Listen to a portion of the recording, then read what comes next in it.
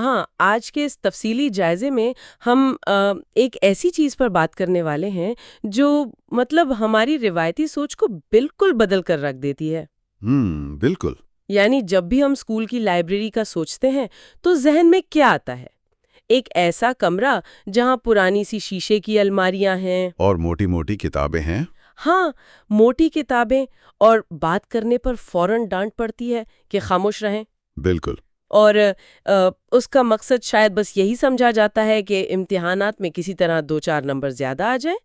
لیکن آج ہمارے پاس جو دستاویز ہے وہ محمد فاروق راشد صاحب کی طرف سے پیش کی گئی ہے، جو کہ معلم اردو ہیں اور مصنوعی ذہانت کے بہت بڑے حامی بھی ہیں۔ جی بالکل۔ تو انہوں نے سیکنڈری لیول اسکول کی لائبریری اور ڈیجیٹل لائبریری کے لیے ایک ایسی زبردست تجویز دی ہے جو اس پرانے اور بوسیدہ تصور کو بالکل جڑ سے اکھاڑ دیتی ہے۔ صحیح بات ہے۔ مطلب انہوں نے 12 مختلف موضوعات پر ایک اتنی منظم فہرست تیار کی ہے جسے دیکھ کر مجھے تو ایسا لگا جیسے یہ کوئی لائبریری نہیں بلکہ ایک مکمل اور باشعور انسان تراشنے کا کارخانہ ہو۔ یہ واقعی ایک بہت ہی دلچسپ اور میں کہوں گا کہ اہم نکتہ ہے، اور اسی کو ہم آج کی اس گفتگو کا بنیادی مقصد یا مشن بھی کہہ سکتے ہیں۔ اگر ہم اس پورے خاکے کا گہرا مطالعہ کریں تو ایک واضح مشن ابھر کر سامنے آتا ہے۔ وہ یہ ہے کہ جدید دور میں ایک لائبریری کا اصل مقصد صرف اور صرف امتحانات پاس کروانا نہیں ہو سکتا، یا وہ جو رٹا لگوانے والا کلچر ہے۔ بالکل، رٹا لگوانا تو بالکل بھی نہیں۔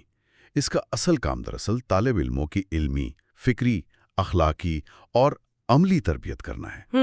روایتی نظام اکثر بس دماغ میں معلومات انڈیلنے تک محدود رہتا ہے، لیکن یہ جو فہرست ہے یہ اس بات پر زور دیتی ہے کہ معلومات کو شعور میں کیسے بدلنا ہے۔ شعور میں بدلنا، بالکل۔ یہ صرف سلیبس مکمل کرنے کی دوڑ نہیں ہے، بلکہ ایک ایسی فضا قائم کرنے کی کوشش ہے جہاں بچے واقعی اپنی ذات کو دریافت کر سکیں۔ اور اسی دریافت کا جو پہلا قدم ہے وہ مجھے اس فہرست میں سب سے زیادہ حیران کن اور سچی بات کہوں تو بہت خوشگوار لگا۔ اچھا، وہ کیسے؟ مطلب عام طور پر جب بھی کوئی مصنوعی ذہنت کا حامی نصاب کی بات کرتا ہے تو ہمارا ذہن فوراً جاتا ہے کمپیوٹرز، کوڈنگ، لیپ ٹاپس کی طرف۔ ظاہر ہے۔ لیکن اس خاکے کا جو باقاعدہ آغاز ہوتا ہے وہ دینی اور اخلاقی تعلیم اور سماجی علوم سے ہوتا ہے۔ اس میں باقاعدہ قرآن فہمی، سیرت النبی صلی اللہ علیہ وسلم، اسلامی تاریخ اور تہذیب کی بات کی گئی ہے، اور ساتھ ہی جغرافیہ، عالمی تاریخ اور قیام پاکستان کے رہنماؤں پر کتابیں تجویز کی گئی ہیں۔ جی۔ تو ایک سوال ذہن میں آتا ہے کہ آج کے دور میں جہاں ہر طرف ٹیکنالوجی کا شور ہے، وہاں ایک سیکنڈری اسکول کے بچے کو اتنی گہری تاریخی اور اخلاقی بنیادوں کی کیا ضرورت پڑ گئی؟ دیکھیں، اس سوال کا جواب ایک بہت ہی سادہ سی مثال میں چھپا ہے۔ اگر ایک درخت کی جڑیں زمین میں گہری نہ ہوں تو وہ کتنا ہی اونچا کیوں نہ چلا جائے، پہلی تیز آندھی اسے گرا دے گی۔ صحیح۔ طرف جانے سے پہلے اپنی بنیادوں کو مضبوط کرنا دراصل اسی درخت کی جڑوں کو گہرا کرنے کا عمل ہے۔ جب ایک طالب علم سیرت النبی کا مطالعہ کرتا ہے یا تہذیب کے عروج و زوال کو پڑھتا ہے تو وہ صرف تاریخیں یاد نہیں کر رہا ہوتا، وہ رٹے نہیں لگا رہا ہوتا۔ بالکل، وہ دراصل ان اخلاقی اصولوں کو سمجھ رہا ہوتا ہے جنہوں نے عظیم معاشروں کو تشکیل دیا۔ اسی طرح جب وہ جغرافیہ پڑھتا ہے تو اسے اندازہ ہوتا ہے کہ وہ اس وسیع دنیا میں کہاں کھڑا ہے، اپنا مقام سمجھ آتا ہے اسے۔ بالکل۔ یہ مضامین انسان کے اندر ایک ایسا شعور پیدا کرتے ہیں جو اسے اندھی تقلید سے بچاتا ہے۔ جب تک کوئی اپنی تہذیب اور اپنی تاریخ کو نہیں سمجھے گا وہ دنیا کے سامنے اعتماد سے بات کیسے کرے گا؟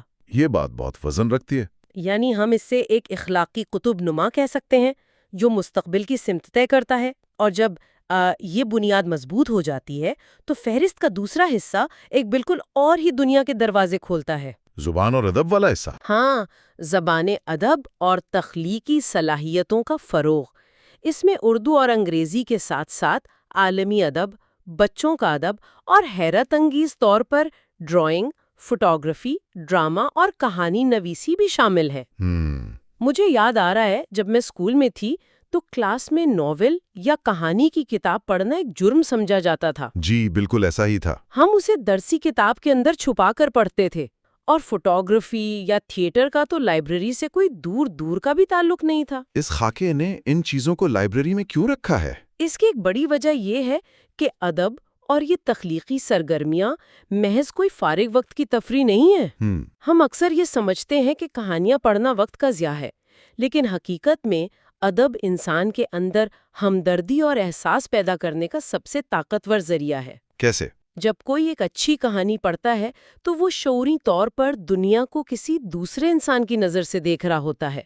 وہ ان کرداروں کے دکھ، درد اور ان کی کشمکش کو محسوس کرتا ہے۔ یعنی وہ اپنے خول سے باہر نکلتا ہے۔ بالکل، یہ چیز انسان کو خود غرضی سے نکال کر ایک وسیع نظر انسان بناتی ہے۔ اور جہاں تک تھیٹر اور تقریر و مباحثے کی بات ہے تو یہ سرگرمیاں تنقیدی سوچ پیدا کرتی ہیں، جسے ہم کرٹیکل تھنکنگ کہتے ہیں۔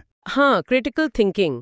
مباحثے میں طالب علم یہ سیکھتا ہے کہ کسی بھی مسئلے کے ایک سے زیادہ پہلو ہو سکتے ہیں، اور سب سے اہم بات یہ کہ اختلاف رائے کا مطلب دشمنی نہیں ہوتا۔ یہ تو آج کے معاشرے کی سب سے بڑی ضرورت ہے کہ ہم اختلاف کو برداشت کرنا سیکھیں۔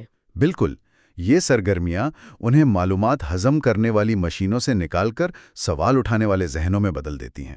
اور جب بچے ایسی تنقیدی سوچ لے کر آگے بڑھتے ہیں تو پھر ان کا سامنا آج کی اس تیز رفتار اور پیچیدہ دنیا سے ہوتا ہے، اور یہیں سے وہ حصہ شروع ہوتا ہے جس نے واقعی روایتی سوچ کو ایک جھٹکا دیا ہے۔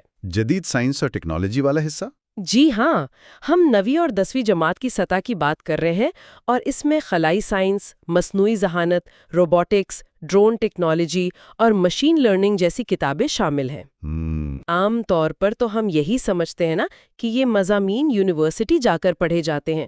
14-15 سال کے بچے کے لیے ان بھاری بھرکم موضوعات کی کیا ضرورت ہے؟ دیکھیں، اگر ہم آج کی دنیا کے زمینی حقائق کو دیکھیں تو یہ مضامین اب مستقبل کی سائنس نہیں رہے، یہ ہمارے حال کی حقیقت بن چکے ہیں۔ یہ بات تو ہے۔ آج کا ایک عام اسکول کا بچہ اسمارٹ فون استعمال کر رہا ہے، وہ روزانہ سوشل میڈیا پر الگورتھمز کا سامنا کر رہا ہے، اس کے ارد گرد ہر چیز میں مصنوعی ذہانت شامل ہے۔ بالکل، ہم دیکھ ہی رہے ہیں AI کا استعمال کتنا بڑھ گیا ہے۔ تو اگر ہم اسے اس عمر میں ان چیزوں کے بنیادی اصول نہیں سکھائیں گے تو وہ ٹیکنالوجی کا صرف ایک اندھا صارف بن کر رہ جائے گا۔ اس خاکے کی خوبی یہی ہے کہ اس نے جدید علوم کو ایک خوفناک چیز بنانے کے بجائے قابل فہم بنانے کی بات کی ہے۔ لیکن یہاں ایک اور بات جو سب سے زیادہ قابل ستائش ہے، وہ ان جدید علوم کے ساتھ ڈیجیٹل لٹریسی اور اخلاقیات کا زمرہ ہے۔ میں بالکل اسی طرف آنے والی تھی۔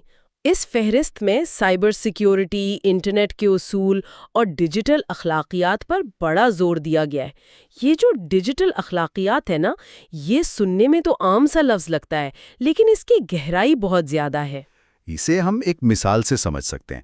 فرض کریں کہ ایک طالب علم نے پروگرامنگ اور مصنوعی ذہانت کے تمام تکنیکی پہلو سیکھ لیے، وہ کوڈنگ کا ماہر بن گیا اور زبردست ایپس بنانے لگا۔ ٹھیک ہے، لیکن اگر اسے یہ نہیں معلوم کہ پرائیویسی کا احترام کیا ہوتا ہے، سائبر بلینگ یا انٹرنیٹ پر کسی کو دھمکانے کے کیا نقصانات ہیں، اور ذاتی ڈیٹا کا اخلاقی استعمال کیا ہے، تو پھر وہ ہیکر بھی بن سکتا ہے۔ بالکل، وہ اپنی مہارت کو تباہ کن مقاصد کے لیے استعمال کر سکتا ہے۔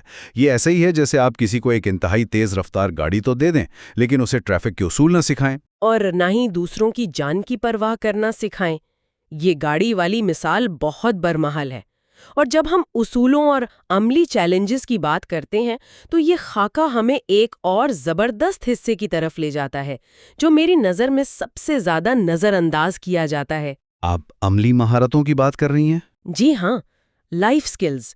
یہاں پر بات واقعی بہت دلچسپ ہو جاتی ہے۔ اس میں وقت کا انتظام، جذباتی ذہانت، خود اعتمادی، کمیونیکیشن اور مسئلہ حل کرنے کی مہارتیں شامل ہیں۔ حتیٰ کہ زبانی امتحانات اور انٹرویوز سے نپٹنے کے طریقے بھی دیے گئے ہیں۔ ہم نے تو اپنا سارا وقت فزکس اور کیمسٹری کے فارمولے رٹنے میں گزار دیا۔ یہ لائف سکلز ہماری لائبریریوں سے ہمیشہ کیوں غائب رہے؟ یہی تو ہمارے تعلیمی نظام کا سب سے بڑا المیہ ہے۔ ہم نے کامیابی کا پیمانہ صرف ان نمبروں کو بنا لیا ہے جو بورڈ کے امتحانات میں آتے ہیں، اور عملی زندگی میں وہ نمبر کہیں کام نہیں آتے۔ صحیح کہہ رہی ہیں۔ ہم دیکھتے ہیں کہ ایک بچہ جو ہمیشہ اول آتا ہے، جب وہ عملی زندگی میں جاتا ہے، پہلی نوکری میں اسے کوئی ناکامی ملتی ہے یا اسے لوگوں کی ایک ٹیم کے ساتھ کام کرنا پڑتا ہے تو وہ بکھر جاتا ہے، کیونکہ اسے دباؤ برداشت کرنا سکھایا ہی نہیں گیا۔ بالکل۔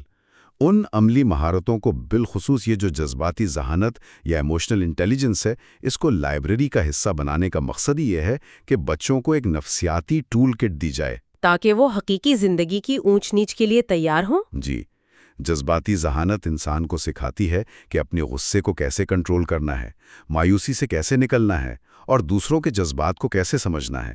یہی چیزیں انسان کو ایک اچھا لیڈر بناتی ہیں۔ یعنی کتابوں کے ذریعے ہم صرف دماغ کو خوراک نہیں دے رہے بلکہ جذبات کی بھی تربیت کر رہے ہیں۔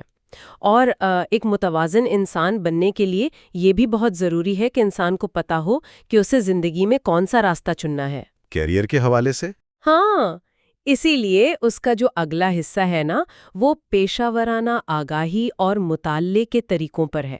اس میں باقاعدہ پاک فوج، نیوی، سول سروس، انجینئرنگ، طب اور انٹرپرینیورشپ کے پیشوں پر کتابیں تجویز کی گئی ہیں۔ یہ بہت اہم ہے۔ اور اس سے بھی بڑھ کر یہ سکھایا گیا ہے کہ مطالعہ کرنا کیسے ہے، نوٹ بنانے کی تکنیک، کتاب کا خلاصہ کیسے لکھنا ہے، یہ تو باقاعدہ سیکھنے کا طریقہ سیکھنے والا تصور ہے۔ بہت خوبصورت بات کی آپ نے۔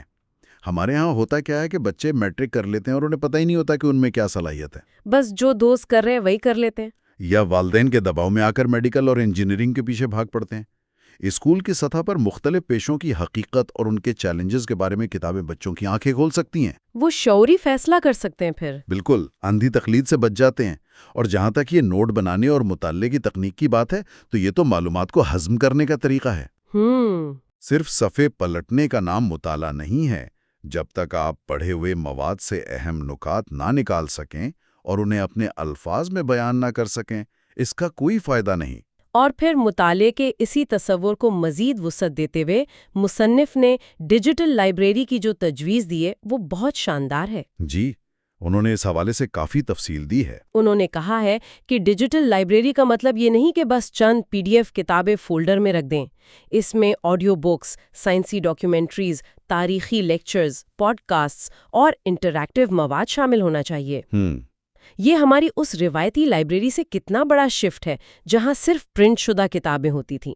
ان مختلف ڈیجیٹل وسائل کی کیا اہمیت ہے؟ دیکھیں، اس کی اہمیت کو سمجھنے کے لیے ہمیں نفسیات اور سیکھنے کے مختلف انداز کو سمجھنا ہوگا۔ ہر انسان کی ذہنی ساخت الگ ہوتی ہے۔